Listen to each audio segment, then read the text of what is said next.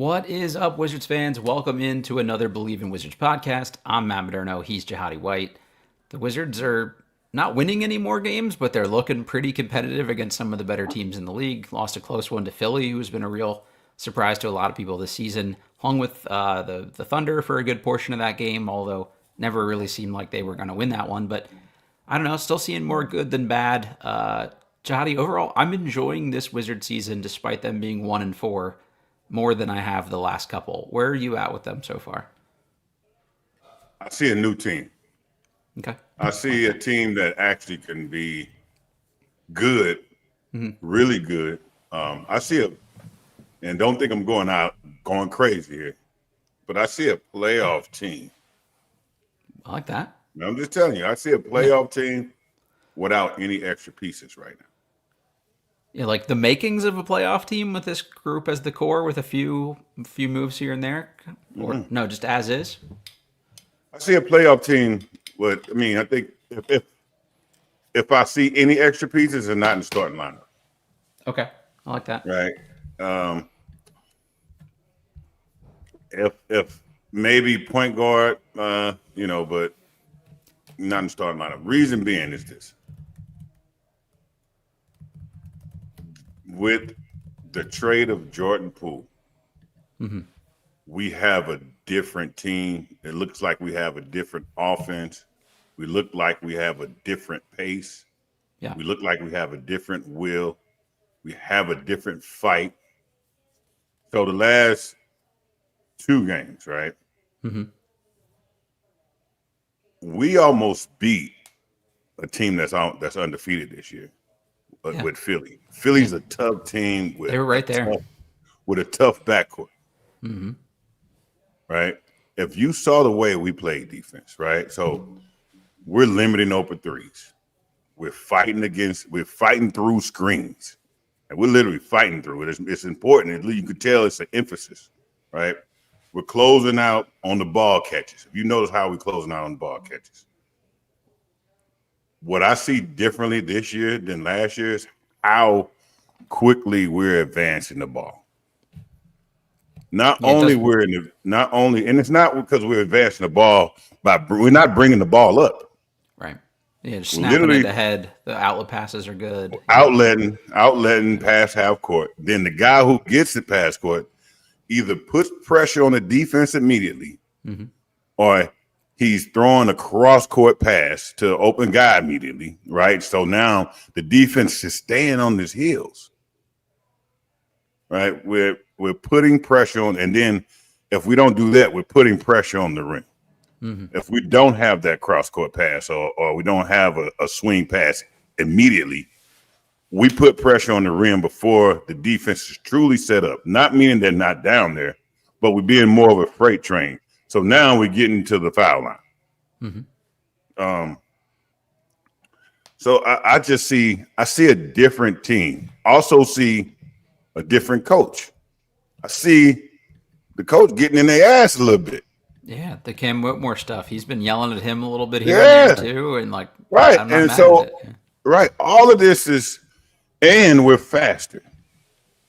Right, and we're much faster, quicker on defense. Right, quicker on offense, setting up on defense, more physical on defense. We're not holding the ball, trying to do a million dribbles, trying to get down like we did. Because Poole, he was ball heavy, dominant, and he was dribble dominant. Yeah. So now nothing moves. The ball is swinging. Even with Sarr is reading everything. If he's setting the screens, he's grabbing it, he's turning, he's dropping it off. He understands, okay, if my man leaves, I don't have to roll right away. I'm gonna roll a little bit late. Now my man's gonna have to go all the way to the rim. I'm the drop guy, boom, bam. Sarr is also, if he gets anything in the paint area, he's jumping toward the rim no matter who's there. Yep. Right? Now it's either the ball, and then if he misses, he's following the shots right away. If he don't, he's making it because he's putting the defense in the rim with him, or now the defense is leaning back instead of defending straight up.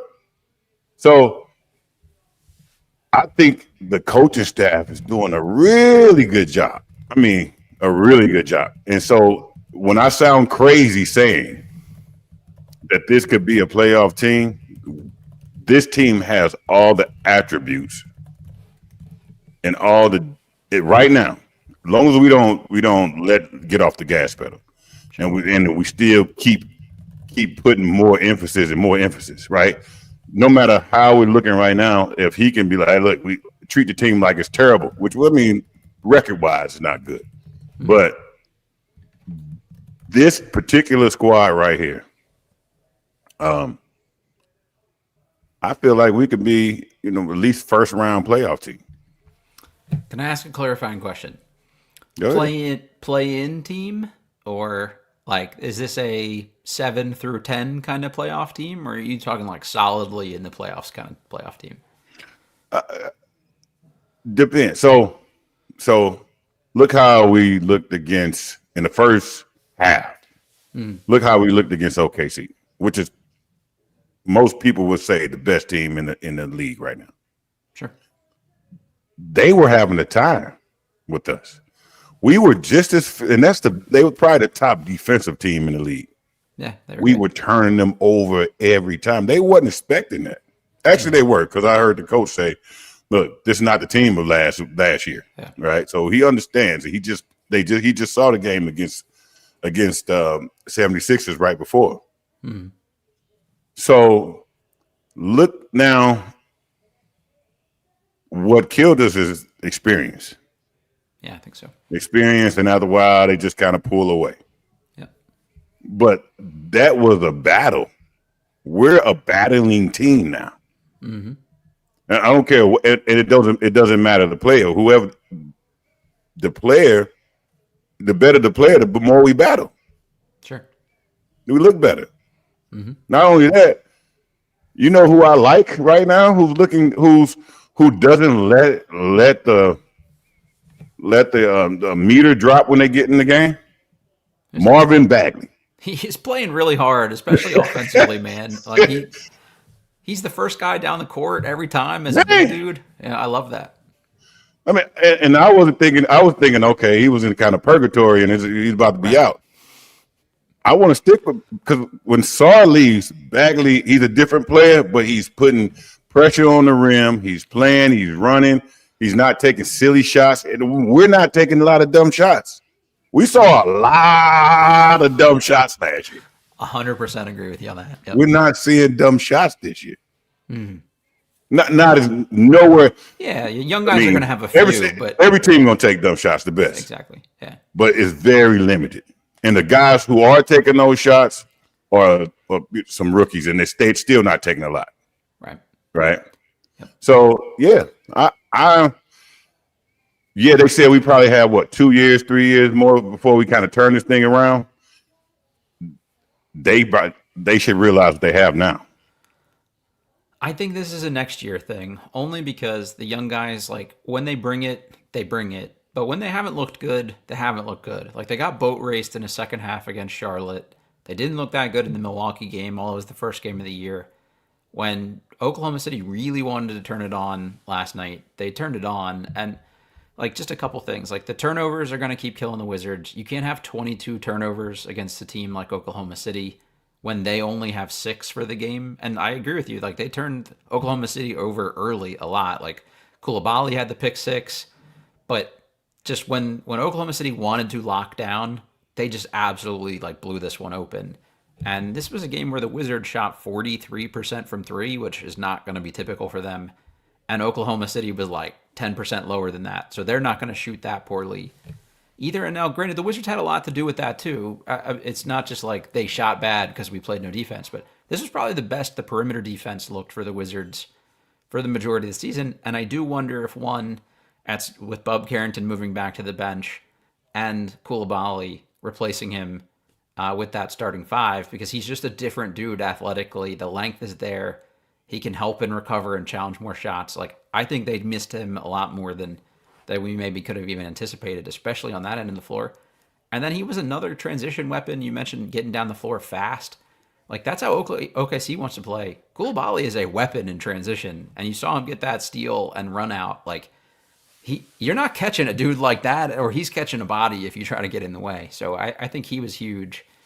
Just the only other thing you mentioned there is like maybe a point guard, and actually Byron Man 12 had that in the comments. We are one lead guard away from being a contender. I don't know about contender, but I think they would be a good team next year with a real like star guard and like a beefier backup big to complement Bagley. When Sarr comes out as the only big, Bagley gives up a lot of size and a lot of bulk to some of these other dudes. Like when Sarr wasn't in the game, they had almost no answer for like a Joel Embiid or any of these other big guys. So I'd love to see them add like a little more bulk to the front court to bolster this group as well. But yeah, to me, the guard position is just not good enough. You've got CJ McCollum, who is going to probably lead this team in scoring like we predicted.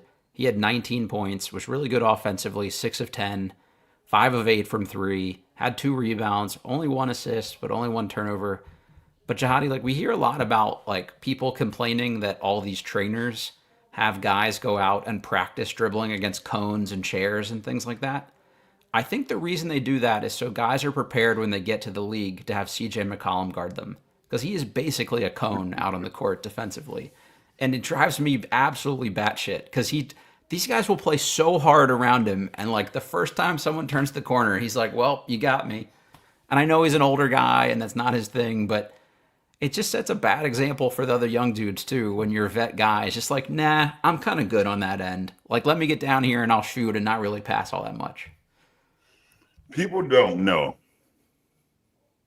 When you start getting up in the years in the NBA as more of a vet, sure, the first thing goes your lateral movement. Absolutely. Yeah, you can see that with him too. Him and Middleton. Middleton is slowed down already too. Middleton, you can tell that he's not as quick, but his will still is. The positioning is good because he's smart. He's smart. He's just so much slower than he used to be. He's slower, but he's effective. He's still effective defensively. He knows how to play angles now than just trying to just spots. Right. I think he's better guarding power forwards too, because he's actually smart enough to hold up against the big guys and not get bullied. But the quick little dudes on the perimeter are just going right. Guys are just too fast. Yeah, I mean, exactly. Guys are much more faster now than they were now. Like the guys who stood out back in our days with Allen Iverson because they were so fast. Yeah. Now everybody's as quick as Allen Iverson. Right. So that's what he meant by like we're going to have a guard because defensive wise better, most definitely, but offensive a little bit too. Now, don't get me wrong, McCollum is not playing bad. Right, and we need his scoring ability. Yeah, I agree. But we're not going to be able to sustain and be able to confine another guard defensively. Just no point of attack there with him and him. When it was him and Bub out there together, there was no resistance on the perimeter. And if you replace him, to me, our best perimeter guy defensively for his guard wise, too, I think it's Trey. He's got potential. It's more than I thought. He's got quick hands too. He has quick hands, has quick feet. He's still raw. Yeah. So he gets a lot of fouls. Yeah. But once he learns to get around that, he'll be.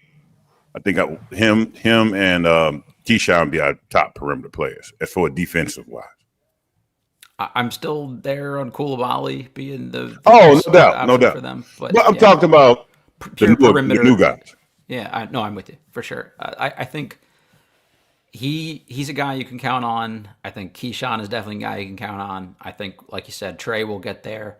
I still think Bub will get there defensively. It's not been great so far this year, but I think he can at least hold up against other backup guards.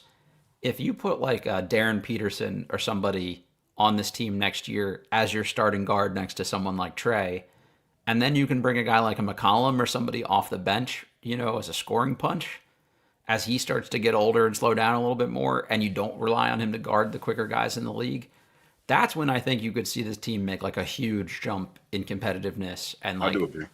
So I'm with you. I think it's probably a year away, but you need that one piece still. I think that's just the thing that unlocks every one of these other guys. And to me, it's a guard. Like I saw some people, we can't draft another guard or draft another wing. I would take whoever the best perimeter player is at your position in the draft and just never think twice about it. Yeah, I mean that makes sense. It does. Still, with the core we have. Because we still need McCollum scoring. Sure. With the core we have, I truly feel we can go further than we've been in the last 2 years. I think the one question will be, will this front office let them do it? It almost felt like it was like against that Philadelphia game. I know it was Keefe trusting his veterans, but it was almost like, all right, these guys both look gassed. Are we leaving them in here to be like tank commanders late in this game? Like it was just a little weird. Like the young guys were at the end of the Philly game. By that overtime, they both looked tired as shit, and they were still out there. And I get it's because you trust them and they've been there, but the young guys were playing pretty well. They were doing a good job. Yeah, so I didn't really get the move to go away from them so much, but also you lose your draft pick if you finish outside the top 8. So that's kind of why I think they'll be content to be bad this one more year. Now, if organically you're just so good, you start winning a bunch of games, like that's a good problem to have. But I don't know. That's such a double-edged sword, though. That's such a double-edged sword because you're on your way with good guys who can play. That we're starting to see potential. We starting to see trajectory going forward, right? Like as far as a Wizards fan, you want to see growth. This is a good. You want to see growth, but not only that, you're seeing growth. You're seeing growth. Yeah, you want to see it lead to something productive, right? Like right. You're seeing growth, and so we understand they have a job to do. Mm-hmm. So, but as a fan, do you want to play? Do you want to now sit there and play with growth? Right. Right. Yeah. Good thing is that we have somewhere we can go because we have starting to see a core group that can really play well together. No superstars. Mm-hmm. No. Yeah, there's pieces. Sarr is probably the most superstar player there if you want to. And he's not. He still has a long way to go. But he looks like he has a clear path of where he wants to go. Mm-hmm. And he's mission-based. Yeah. Right? So as a fan, you're starting to feel a little hope. Yeah, definitely. Something to get energized about. Right. Start to get energized, something to get energized about. Mm-hmm. And then, but business-wise, we still have to be able to do what we have to do. Yeah. So it's a double-edged sword, but I don't want to play with too many of these players that we have. No, I feel you. I think like organically, it'll just like they can't survive one of these guys getting injured. They're just not deep enough yet, and the margin for error is so small. I think it'll just kind of happen, or maybe you see them trade the 2 veterans away if they get too good too quick. Yeah, but either I don't way, want that starting 7. That's setting up what starts. Don't mess set with about that. 7. Yeah. After 7, I really like Kyshawn George. People probably not even realizing all the things he's doing out there because it doesn't show on that. Right, on the stat sheet. And even though he's still, some games are making pretty good numbers, not doing bad. Coulibaly, I'm so happy he's back. The pace of the game that we're playing now benefits him tremendously. Absolutely. Yep. To the point that he doesn't have to play half-court basketball. Yeah, just get out and run. Right. So that's our biggest complaint was that he needs this, he needs it. Everything was based on half-court basketball. Yeah. He's a gazelle. Right. He's an just athlete. Him loose. Yeah. He's an athlete. Let his athletic ability take this offense is it's an advantage for him to play in this offense. Yeah. Right. I totally agree. Alex Sarr. Big ups to Alex Sarr. Mm-hmm. He looks night and day, Jahadi. Night and day. Yeah, it's crazy. Who else is night and day is Bagley. Yeah. He's Bagley on the Wizards is a different player than Bagley on every other team in the league. Bagley this year is a different player. Yeah. Bagley in the Wizards last year didn't look like this guy. He put up pretty good per game numbers at the very least when he was better in Washington than anywhere else. But I agree. But this Bagley is playing to fit, right? And I feel a new confidence in this Bagley. Yeah, and he seemed like he has a mission. Yeah, Bagley seems like I'm not going to let Sarr lead this game and this game drops. Right. I'm going to be. He's taking pride in it. Yeah. Just as effective or close to effective as he is. Maybe I can't put up all the numbers, but he's getting to the line. He's getting to the rim. He's putting pressure on the rim. He's rebounding, and to me, another big surprise to me is Middleton. I like Middleton out there. Last year, I felt like he was just. He felt like he was rickety. Yeah, he felt like he was creaking. His bones was streaking. This year, he's playing like, oh, I'm not done. I am noticing a little more slowness with the lateral stuff. Like any moment he got like SGA is going to do that to anybody, but there were a few times last night where he looked like he was on skates a little bit. But I think that's going to be over the course of the season. He's not going to play as well after back-to-backs and that kind of like the veteran stuff. But I'm with you. He's still 25% better than last year, I think. But the thing I see most with him, I see a better season so far defensively. But offensively, I see it how we're playing. Like the decision making he's making is helping us out a lot. Yeah, the two primary guys on offense that's really, really helping us out, and I'm not talking about, and they're putting points up too. It's George because of his pace and his decision making, 100%. and he's he's hitting every time. Most guys, he's hitting the right guy, right? And not he's taking his. You can't rush Kyshawn George. He has a pro pace, and it's not fast. It's steady, and you can't rattle him. And he knows how to. That a guy who just plays at that slow pace, that even pace, and just tears you apart and can see things. He does a good job at that, and he makes our offense move and work well when we play through him. Also, Middleton kind of served the same purpose in a different way. I think he helps the offense a lot from that perspective. Yeah, I think so too. Yeah, I'm with you on both those guys. Like that, it's a little Spider-Man meme-ish, like the older version of it, like Keyshawn turning into prime Middleton with maybe even a little more wiggle. Like I can see that being the kind of player he is, and that's a really good number two. We saw it win a championship. If you can find a number one, so far George is averaging 18.6 points per game, 8.8 rebounds, and 5.2 assists through 5 games. I mean it's a lot of ghost stats we're not seeing. It's a lot of ghost stats. But even that it's still really good. Like it's a huge jump up, and it's exactly what you said. Like he's making everybody around him a little better. The ball moves more quickly. And also teams have to guard him a certain kind of way because I'll pull up from 15 feet and just kind of stop on a dime. It's like, who else on the Wizards is doing that? So I'm like that. Look at our offense when he's in the game compared to our offense for the ball movement. Yeah. Yeah, it's just totally different. The other guy I want to talk about here for just a minute is just more Alex Sarr because I don't think he can get enough love for the way he's been playing overall. I saw this from StatMuse on Twitter. The only players under 21 that have had a 30-plus point, 10-plus rebound, 5-plus assist, 2-plus steal, and 2-plus block game in a game since 1980 are Alex Sarr, and you want to try to guess the other two, Jahadi? The only, as for rookies? Is the only guys under 21. So for Sarr, a second-year player. So it's Sarr and 2 other guys to have 30 points, 10 rebounds, 5 assists, 2 steals, 2 blocks in a game since 1980.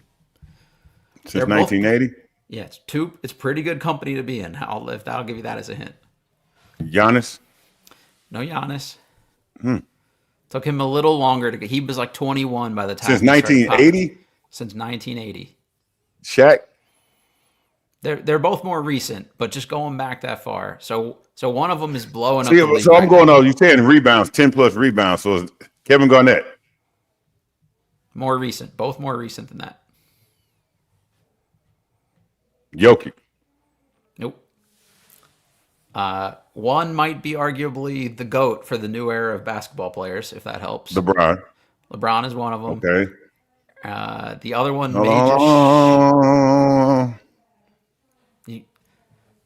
think very recent, and think destroying the NBA right now. Shea don't rebound like that. Nah, think bigger, much bigger, like a foot bigger. Why I'm drawing a blank? Wemby.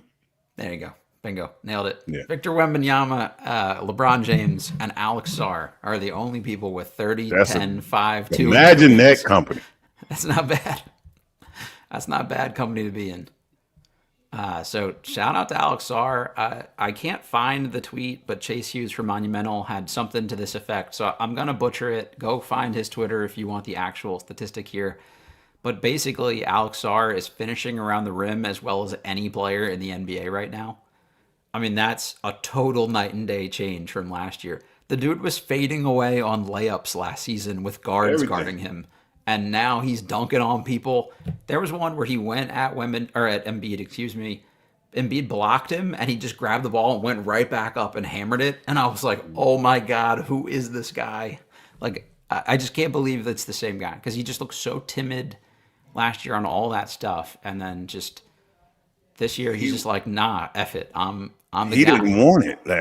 He didn't want to get in there last year. He shot so many threes. I'm not even seeing him shoot threes now, right? No, barely. Honestly, I think he was like embarrassed by the way he played last year or something, because he's a different Somebody dude. set him down and they made him watch himself. Yeah, right. Exactly. Yeah, you're just and watching then made tape him watch all somebody summer. else. Right. Right. Yep. Here, watch this Giannis tape. Watch. Honestly, it was funny watching him in that Embiid game. He looked a lot like prime Embiid almost. Like, that's who I got some vibes of. But what's so like ironic is the player he was last year, you couldn't imagine him being this good this year as a different player. Yeah. Right? Because the player he was last year was a stretch. He could have been a 3 or 4. Yeah, it could have been a shooting guard, honestly. Shooting guard, right. Yeah. So you couldn't imagine a person like that can be as dominant in a year. Yeah. To me, the way he's playing now at the position he's playing, you have to have done that since 8th grade, 7th grade. Yeah. And so for him to just switch and just be this effective. Mm-hmm. Now, who knows? He may have grown up playing in the middle. Sure. And then he found the 3-point shot and just fell in love with it and said, I'm not dealing with the middle anymore. Look what I've added to my bag. I'm going to show everybody. Right, because there's no way you can develop this fast within a year to have all these moves and this big of a bag in the middle. So, he's just exciting to watch. And he's a smart player. Mm-hmm. You know, he's a high IQ player who's cerebral. Don't make a lot of mistakes. Sometimes he gets in front of himself, which is cool because he's tall, you know. But he makes up more how effective he is than the mistakes he's making, and he's needed. And we played through him. He learned to be played. He's learning to be a guy that you can play through well, right? He makes a lot happen with the ball, as far as scoring, and with the ball as far as swinging it, moving it, setting screens. As a role man, he's been incredible. Yeah, like he's just slipping screens. He showed me something as a big that I never thought of, and I'm like, why didn't I do that? That's right. Cool. and that lets me know how cerebral he is with the game. Mm-hmm. Some of the screens, if he sets it, he waits. And it sounds simple, what I'm saying. Yeah, just like a delayed slip kind of thing. A delayed slip, because once that guy goes, right? So I'm like, because you talk to, hey, once you hit, roll fast. Nah, he's like, I'm hitting and I'm rolling last. Yep. And it's working. Yep. You mentioned the effect that Chris Middleton's had on the offense. A couple times they've done the Sarr Middleton pick and roll, and I'm like, oh shit, this is great, because Middleton just knows where to put the ball for him and things like that. And I think I've played with Giannis, honestly. I know where a big guy who's athletic can go get it, but imagine him with like a really, really athletic, dynamic guard with a crazy first step. The two of them in pick and roll together will just like obliterate people. I don't know how you guard that, because like now he's doing it with these like slow, shifty pace kind of guys, but people can kind of recover on him a little bit. You put him with like one of those like crazy, like if he plays with an SGA type or Anthony Edwards or one of those, like good luck. Like I just don't know what you do. No, I disagree. Okay. Not because they're quick. Mm-hmm. Because they're going to shoot the ball more. Well, yeah. He needs a quick person like Anthony Edwards or a quick person like SGA. Mm-hmm. Yeah, and you're right, I get it, but someone will actually give him the ball. He needs a modern day. He needs an early Chris Paul. Okay, yeah, I think I'm with you on that. Someone who will actually put him in spots to be successful and not just take the 10-footer every time. Right. Yeah, no, that's fair. Just on Sarr for a minute, like last year he played 27 minutes a game. He's playing 27 minutes a game so far this year. Last year he averaged 13 points, 6.5 rebounds, 2.5 assists. This year he's up to 18.5 points, 8.5 rebounds, 4 assists. He's averaging a half more block per game. And last year he shot 39% from the field. This year he's at 54% from the field. Last year he took 5 threes a game and made 31% of them. This year he's below 3 threes a game, but he's making 43% of them. This is just a different player. He's up about 20% from the free throw line. Like, again, it's a small sample size, but I hope like he sees like, oh shit, when I play this way, look how successful I am. Like we talked about this last episode, like just do these things, like have success doing it, and now you're incentivized to want to keep doing it. That's what exactly. I feel like that's what happened. There's somebody who never had cake and was like, I don't like cake. I'm not eating cake ever. Yeah. And then they finally first tasted the cake, and they was like, I'm going to open a bakery. Yeah. Oh shit. Dunking on guys is fun. I'll do that every time. I'm opening a bakery. This is going to be my life. Yeah. Right. Yep. This is going to be my career. And I feel like that's what happened to Sarr is when he started to see, right, less threes, and then he's starting to see, I'm getting more points. I'm getting more shot opportunities. Yep. I'm being more of an effective player. I'm dunking on somebody. As much as threes feel good going in and it's worth 3 points, it just can't feel as good as when you're dunking on somebody, you know. And what I also think that he started to really like and didn't know he liked was the physical game. The physical game can be addicting. Oh yeah. And I think he's liking the addiction because you feel alive. How you feel alive being physical down there, you know? And and he's doing a great job, and it's exciting to watch something that you was concerned about in the question. Like, we need a big guy. We got rid of guy went to Dallas. What are we gonna do when we got Sarr? What's the guy went to Dallas? Gafford. Yeah. We got rid of Gafford. Oh, dang. Well, like, we like, why would you do that? Now you get a Sarr. And that first year, you're like, he could be. Now, he's a monster. I mean, if you put Sarr with the way he's playing now on a Boston. Yeah, they'd be eating people alive. Not only that, he'd be in the All-Star game. Oh, yeah, for sure. Like, he's playing all-star caliber ball right now. I agree. Right now, with this team and the losses and just kind of, where the situation with the Wizards that everybody understands right now. It's a revamping segment timeline where we're revamping everything. So sometimes it doesn't help guys when they're playing this well, but he's playing all-star caliber ball right now. Yeah, I agree.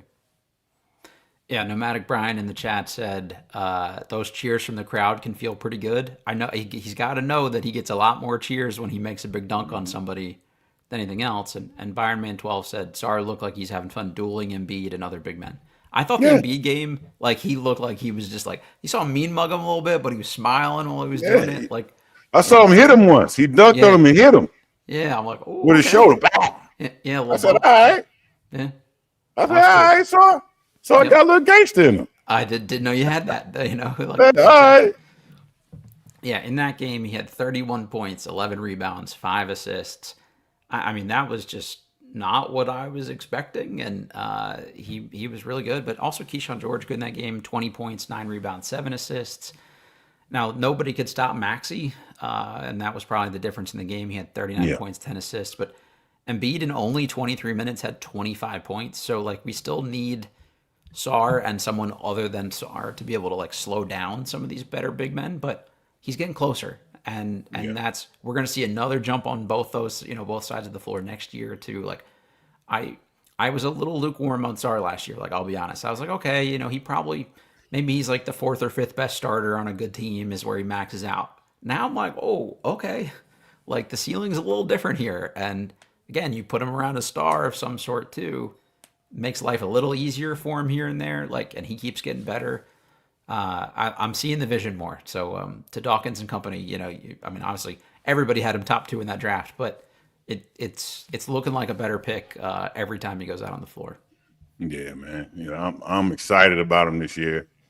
I'm excited to see him go. But he did some good jobs last year going up against Jokic. You saw some. He competed. You saw glimpses of a lot. Like, oh, that's So he did a good job against good bigs last year, right? Yep. So Sarr could be a star in this league. I call him Star Sarr, Sarr the Star. One of them, man, because and I like that we have Bilal Coulibaly back. I think that's really going to be. That's even more exciting to watch that we have him back and that he gets to be himself. Mm-hmm. Yeah, I love that. Just talking about Sarr for a minute, though, in that Dallas game, which was their lone win of the season, 117-107, was really good. Kyshawn George was incredible in that game. 34 points, 11 rebounds. He hit 7 of 9 threes, and he blocked 3 shots. Trey Johnson was good, 17 points. Alex Sarr had 14 and 9, but it was really good two-way. He held Anthony Davis to 3 of 9 shooting, 0 of 3 from 3. He had 3 turnovers. Sarr blocked him twice, and Sarr went 4 of 5 from the field when he was guarded by Anthony Davis. Shout out Chase Hughes for those stats.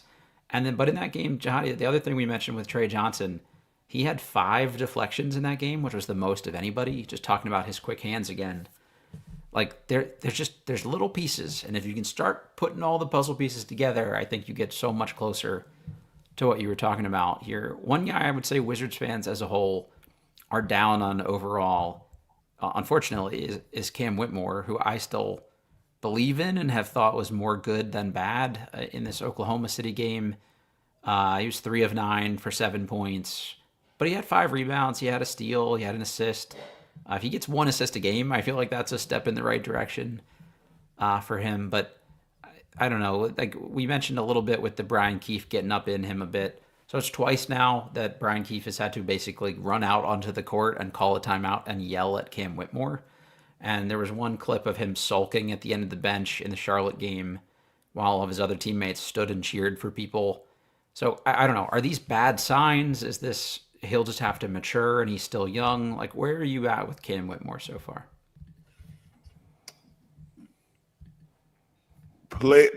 Players, coaches, leagues, teams, all that deal with players as much as they have to. Mm-hmm. If you great, we'll put up with a lot more shit than if you're mediocre or you're trying to fit in create your mark on a team. Mm-hmm. Cam Whitmore is trying to create his mark on the team. Right? He's not a guy that you're saying, "Oh, look, you're solid, you're good," Yeah.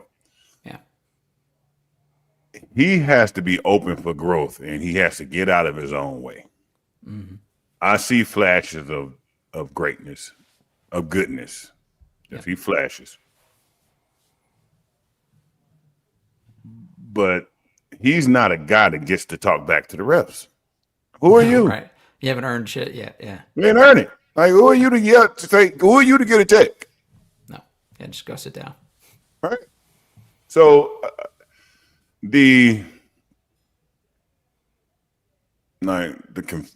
confused of who he think he is right now. Like dude, you trying to earn your way. You're not okay, you have a bad attitude anymore. Yeah, like that's you have a bad attitude. Okay, it's understood you have a bad attitude. When will your attitude stop being more important than your growth? Mm-hmm. Because you're not going to grow. You can't grow until you you can control you, right? Mm-hmm. Some people have it, but in the end of the day, he's at the point it's going to hurt him more than help him. Like he's on it. He's not going to get too many more opportunities. Yeah. Like I do see. I do see flashes. I see flashes of him be pretty good on defense. Yeah. He puts pressure on the rim. Sometimes he misses, but so what? I don't care. Yeah. Basketball is the game that makes it misses. The fact you getting there, I'm cool with, because I know that we keep working on it. Those are going to be makes, right? Mm-hmm. He also plays a passing lane very well. Obviously, right? He can get a lot of good skills, right? So, okay, those are flashes. That's why you're here. Mm-hmm. And if you accept that and you can grow, that's fine. But you have to be open to grow. Yep. Right? He hasn't earned anything like to be able to act the way he's acting. Nope. Right? And these people don't have to deal with you. Nope. Right? When you're good. Yeah, they would Ja Morant you. They were like, "Oh, you can get away with a lot of stuff." They might suspend you. But they're going to bring you back and be like, "Look, take you to the top floor of the NBA offices and have a board meeting with your ass." Yeah. They're not going to do that with him. No, he'll just be out of the league one day. He'll just be gone. They don't have to deal with you. So. Yeah. He has to be open. You can't keep being the same person and making the same mistake over and over again. Exactly. And maybe, guys like that, they got to understand sometimes they may have to get help. They have to get some management here and there, and some therapy here and there. It just happens. So there's nothing wrong with feeling a certain way. Sure. What's wrong is when you don't control it. Mm-hmm. Now you're acting out. You're not cold enough to act out. If it happens once, like, okay, fine. Everybody's going to have a bad day here or there. Like, people will forgive that. You're a young dude. Like, but it can't be more, like, it's a seesaw, right? Like, it's exactly what you're saying of, like, the sliding scale of you're that good, we'll put up with more things. But when the scale tips of you're more baggage than you're worth, that's where you end up released. And we've seen it a million times. Exactly. We've seen it a million times. Yeah. But nobody thinks it's like sometimes the league is waiting like this with their hands rubbing like, I can't wait till he get a step slow. Who's the next guy to just punt him out on the street? Right, they can't wait to punt him out. Yeah, and he had, for some reason, he had 9 lives. Man, you ain't gonna get 10. Exactly. Yeah, Nomadic Brian said in the chat, my turning point was Army basic training. Those drill instructors broke me down and reassembled me as a better version of myself. Like, the Wizards need Cam Whitmore boot camp. Like, you got all these veteran leaders. All we hear about is how great Anthony Gill is. CJ McCollum, president of the Players Association, should be the perfect guy to be able to go to Cam Whitmore and say, look, you may not care what his old heads say. You may not care what the coaches have to say. here is how it will impact you financially. Here are examples. Like, you got to give them the scared straight of like, hey, dudes, like there are better guys than you. I know you were a top 5 recruit. You thought you should have been a top 5 pick. I know you're still pissed about it, whatever. But there's been more talented guys that have ended up playing basketball in the Philippines. Like, it's a sad truth, but I don't know. I still think the talent's there. By all accounts, come from a good family here. Like, he's 21, like, or 20. I keep going back and forth every game without remembering how old he is. I think he's still 20. He's young. He's young. Yeah, 21. Yeah, he's still young. I'm stupid now at 37. At 21, I was real stupid. So he'll get there. Me too. Yeah, me too. And he's still trying to figure it out. Yeah. Problem is, I'm thinking he's hearing the same thing over and over again. You can't. You can only be warned so many times. Right. You got to hear it and do something about it. Some had like somebody. GM got to come to him and say, "Hey, look, we don't have to deal with you. Mm-hmm. I don't know why you think we have to. We don't. You will be out of here. Do it again. Yeah. Do it again. That's true. Yeah, I want you to do it again. Right. And you're gonna have a rude awakening. You're gonna have to. You're gonna be trying to claw and crawl your way back into this league, and I won't care because I have a job to do, and my job is not to make us look silly dealing with you on the bench, right? And challenge me if you want to. Call my bluff if you want to.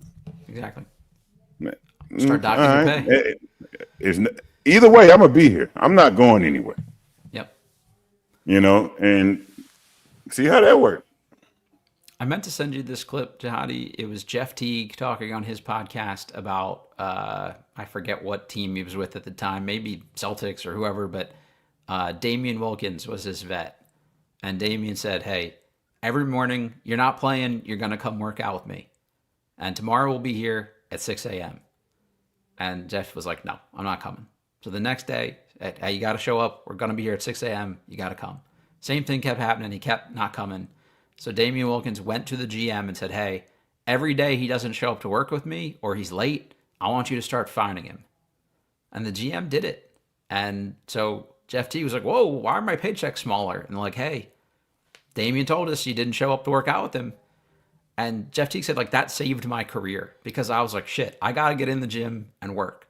And you almost need somebody to like save you from yourself sometimes when you're in that mood. And now you got Damian Wilkins is like leading the talent developer or the GM of all of OTE. Like, he's made a career of like helping young people get their shit together and actually maximize their talent. So you need somebody in this Wizards organization to be that guy for Cam Whitmore, I think, and save him for himself here a little bit. But I still believe. But not only that, Damian Wilkins didn't ask anybody.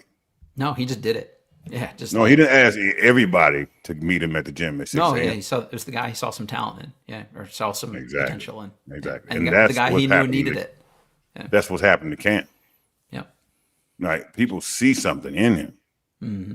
Right now, he believes that he's been hosed and cheated all his life, and so who cares, right? Like, in the end of the day, is that going to keep you from actually keep going forward and right? So that's the only reason he's getting these opportunities, because people know, okay, man, this guy could be effective. We see flashes of goodness. Mm-hmm. I got 2 topics left for you, quick ones. We'll get out of here. Speaking of dudes with attitudes who I don't love, Jordan Poole is back talking about the Wizards again, actually talking about Wizards fans, and came out and said, it's so nice to be playing at a full Smoothie King Center for New Orleans where fans actually show up to watch the basketball team. I get it. The Wizards have been bad for so long. The fan base is, just beaten down. It's a lot of like opposing fans because it's a transient city. But guess what? The arena was pretty damn full when the team was actually good. And you know what? What that tells me is nobody wants to come out and see a team where Jordan Poole is the star player. So he's telling on himself as much as anybody else. But also, just shut up. It's over. You're traded. You're moved on. Like, I'm just done hearing about Jordan Poole saying shit about the Wizards. So, I don't know. What did you think about that commentary from him, Johnny? It lets me know. You ever it's like a dude. It's like a guy who has a kid's mother and she got a new boyfriend. And he keeps talking about it, but saying that you don't think I'm not bothered by you. I'm not jealous. I'm not bitter, right? Yep. But every sign is showing bitterness. Every sign is showing a bruised ego. Yep. Every sign is saying, I'm mad that she's with another guy instead of me. Yep. The Wizards found a new guy. And he can't handle it. He can't handle it. He can't handle it, and his ego is bruised. Mm-hmm. He couldn't imagine going from they was going to get rid of the man. Right. I'm the man. I'm the man. Yeah. He acted like it. He played like it, and he even said it. My team. It was points in. That they had. Remember, we were like, he was saying crazy stuff on the bench. Remember that? And it basically came back to saying it was something like a reference to I'm the man. Like I'm the face of this team. Right. So I get to do what I want to do. Right. And now you're not, and you can't handle it. Mm-hmm. Now you're on a team where there's guys whose names are bigger than yours. And you don't get to run anything. You can play and you can be in the starting lineup. You can be effective, but you're not dictating. Mm-hmm. You're not demanding. You can command some things, but you can't demand shit. Yep. You know what I'm saying? I love that. That's a great way to put it. And so now your ego is bruised because you actually went. As far as player wise on a team, you went to second fiddle or third fiddle. Mm-hmm. You're a part of the team. You're a figment, like you're a piece. You're a chess piece. You're not the king. Mm-hmm. Yeah, it's just funny to me. Like, I don't know, just worry about shooting 40% from the field before you worry about the Wizards. Like, just, I don't know. Why are you paying attention to how many, win games, play good basketball, butts will be in your seats. But guess what? New Orleans might actually be worse than the Wizards this year, and we'll see how many people are at their games if they keep getting boat raced. Like, as soon as he said that, Denver beat them 122-88, and Poole went 2 for 11 for 9 points and shot 18% from the field. Like, that's a win for karma if I've ever seen one. And my guy Josue in the chat said this perfectly, Jai. This is my favorite thing. No one can talk bad about the Wizards except Wizards fans. So if you're not a Wizards fan, keep our name out your mouth. He would love to be playing here right now still. Oh, yeah. Let's be real. Man. Right. You can't tell me he's not missing. He's somewhere watching a few Wizards games. Absolutely. And he's seeing how we're playing. Yeah. Maybe, we're not winning most of our games right now, but we're playing together. Yeah. We're playing together.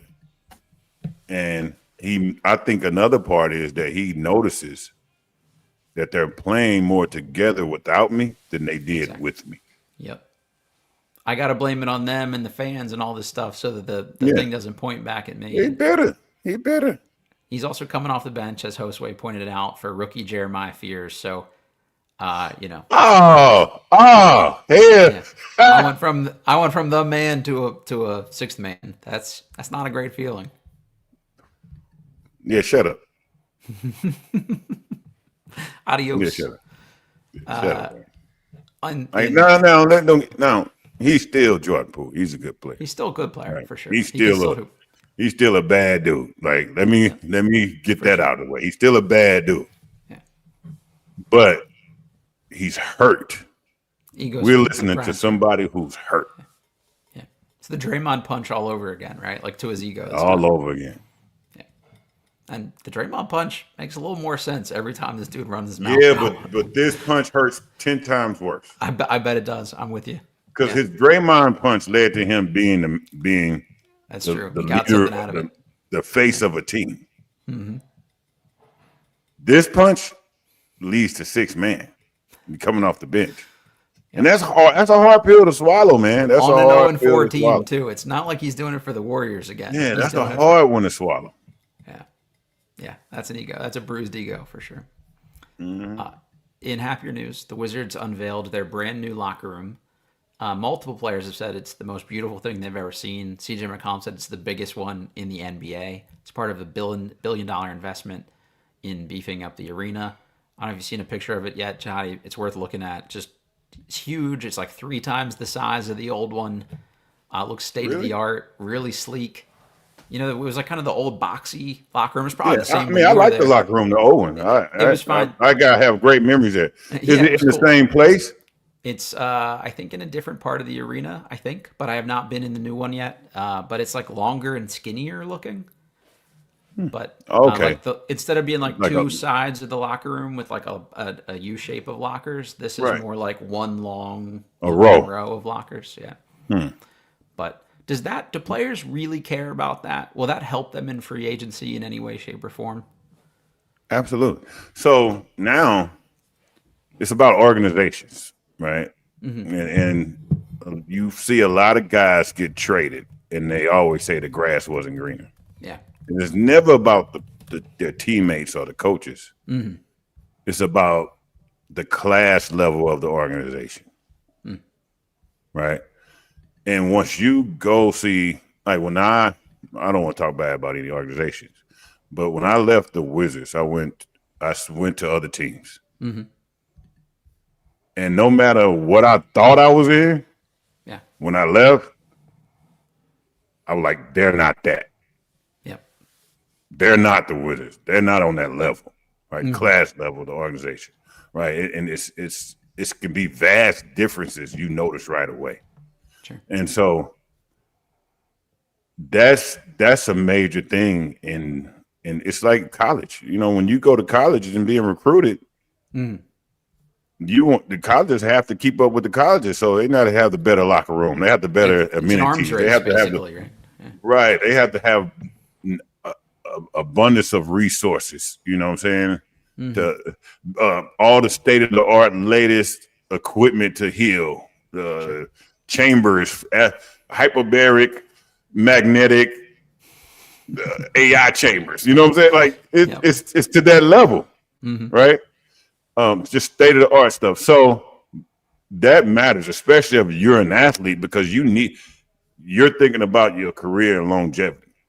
Yeah. And this organization can help me sustain that, and they're state of the art, and they're this and they're top notch, and they're a class act, and the owner comes down to the locker room and he's accessible. Not only is accessible, he's easy to talk to. Like he's not, you don't treat like he's better than. So it's a many of factors. Mm-hmm. And the locker room is, if you listen to any guy who's away from the game now, they ask him what he misses. You always miss the competition. Sure. You miss the competition the most. Second thing would be always the locker room. But the locker room is a team's home. Yeah. This is where we talk about each other, joke on each other, have fun. All the things happen in the locker room. Yeah. Right? So the memories and the elements of the – say it again?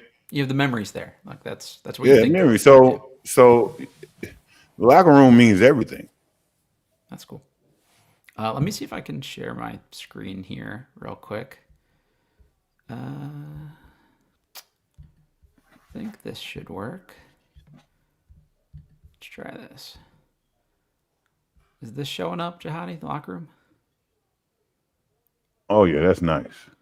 It's actually, I thought it was one long side, but it is still kind of two sides. An oval. But yeah, like it's. Yeah, it's 2 sides. It's still, it's not as. I think the width is the same as the old locker room. It looks a little bit. I think the width is the same. It's long. It's much longer. It's longer though. Yeah, for sure. Yeah, it's much longer. Yeah. And then each of these little cubbies open up with like a little set of shelves and some stuff in there, and see if there's any other pictures. I guess that's it. But yeah, that's nice. Yeah, I wouldn't. That's nice. I would like to see the ceiling. Hanging out in that. Yeah. Oh, the ceiling! I did see the ceiling. So it's because now all the locker rooms have that the logo on the ceiling. Mm-hmm. So now they're saying, forget the logo. We're even going. We're doing something different. We passed that now. Right. So they might set the standard for the new way the NBA locker room should look. Mm-hmm.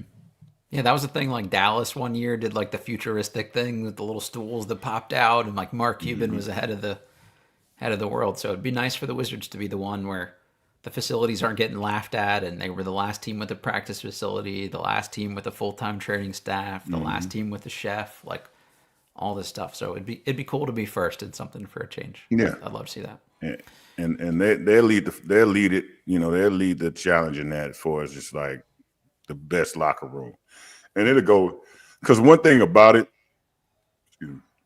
is when you go visit these teams. Mm-hmm. And when we're getting ready, you always see the other players walking out of the locker room for some reason. They need to go back there to our trainer for something. Yeah, so they get to see your locker room. Yeah. They get a look. Mm-hmm.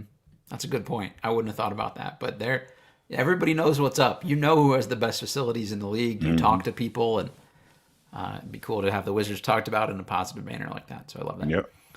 All right, we'll get out of here on this. The Wizards play the Magic tomorrow, Saturday at 7 p.m. Magic were my sleeper pick to win the East, or at least compete to win the East. Struggling a little bit here so far, but I think they can still get it together. I mean, they're 2-4. It's not like they're drastically out of the race, but this would be a big win for a Wizards team. Like while you're talking about with the playoff team, like go out and beat Orlando, beat Paolo's playing well, Franz Wagner's playing well, and show everybody that you're a little closer than they think. So that'd be a cool win. Jahadi, any parting shots to leave us with?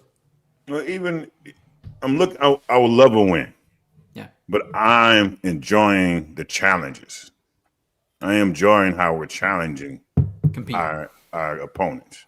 Yep. So even if it's not a win, I want to keep up the level of how we're challenging all our teams that we see in. Yep. I love it. Perfectly said. All right, everybody. Thanks for checking in on the chat. If you're watching this on YouTube for us, hit the like button, rate, review, subscribe, all that good stuff. We'll be back next week with hopefully more competitive games and more productive young guys to talk about. Till then, catch y'all next time.